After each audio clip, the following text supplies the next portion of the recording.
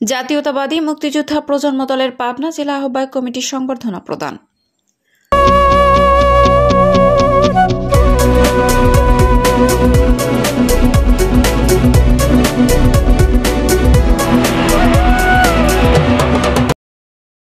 আসসালামু আলাইকুম। এডিপি বাংলার সংবাদে সবাইকে স্বাগত জানাচ্ছি। আমি সুমা আহমেদ। নিজস্ব প্রতিনিধি শেখ রুবেল আহমেদের পাঠানো তথ্যচিত্রে দেখুন বিস্তারিত। বাংলাদেশ জাতীয়তাবাদী মুক্তিযুদ্ধের প্রজন্ম পাবনা জেলা শাখার নবগঠিত আহ্বায়ক কমিটির সংবর্ধনা ও বর্ধিত সভা শুক্রবার বিকেলে জাতীয়তাবাদী মুক্তিযোদ্ধা প্রজন্ম সুজানগর উপজেলা হাটখালী ইউনিয়ন শাখার আয়োজনে সংবর্ধনা অনুষ্ঠিত হয়। আয়োজিত সভায় সভাপতিত্ব করেন জাতীয়তাবাদী মুক্তিযোদ্ধা প্রজন্মের হাটখালী ইউনিয়ন শাখার ভারপ্রাপ্ত সভাপতি আব্দুল মান্নান। সঞ্চালনায় জাতীয়তাবাদী মুক্তিযোদ্ধা প্রজন্মের হাটখালী ইউনিয়ন শাখার সাধারণ সম্পাদক মোহাম্মদ আবু সাইদ।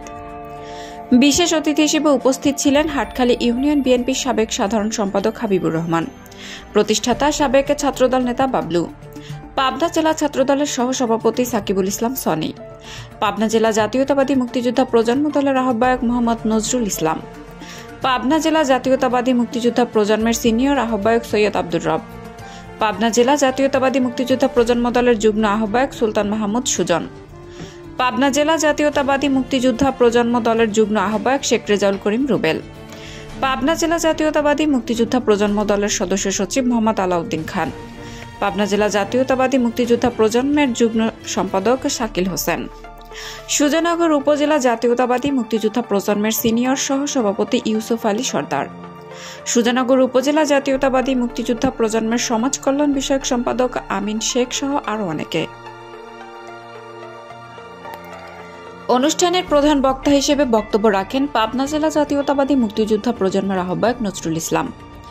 তিনি বলেন, আগামী দিনে জাতীয় সংসদ নির্বাচনকে সামনে রেখে পাবনা 2-এর ধানের শীষের মনোনীত প্রার্থী সৎ নির্ভীক সমাজসেবক জনদরদী অ্যাডভোকেট AKM সেলিম রেজা হাবিবের হাতকে শক্তিশালী করার জন্য আগামী দিনে জাতীয়তাবাদী মুক্তিযোদ্ধা প্রজন্মের অগ্রণী ভূমিকা পালন করবে ইনশাল্লাহ।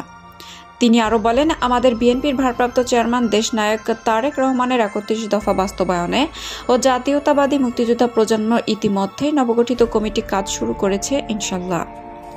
আগামীতে বিভিন্ন পাড়া মহল্লা এবং হাট বাজারে মুক্তিযোদ্ধা প্রজন্মের নেতৃত্বে দেশনায়ক তারেক রহমানের রাষ্ট্রকাঠামো 31 দফা বাস্তবায়নে কাজ করা যাবে ইনশাল্লাহ এবং মুক্তিযোদ্ধা প্রজন্মের সকলকে যার যার অবস্থান থেকে দল এবং জাতীয়তাবাদীর আদর্শের হাতকে শক্তিশালী করার জন্য কাজ করার আহ্বান জানান তিনি। সভায় বক্তারা নবগঠিত কমিটিকে অভিনন্দন জানান এবং ভবিষ্যতে সংগঠনের কার্যক্রম আরও গতিশীল ও সংগঠিত করতে বিভিন্ন দিক নির্দেশনা প্রদান করেন। বক্তারা জাতীয়তাবাদী চেতনায় উদ্বুদ্ধ হয়ে দেশের গণতন্ত্র ও মুক্তিযুদ্ধের চেতনা রক্ষায় সবাইকে ঐক্যবদ্ধভাবে কাজ করার আহ্বান জানান। অনুষ্ঠান শেষে পাবনা নবগঠিত কমিটিকে ক্রেস্ট দিয়ে বরণ করা হয়।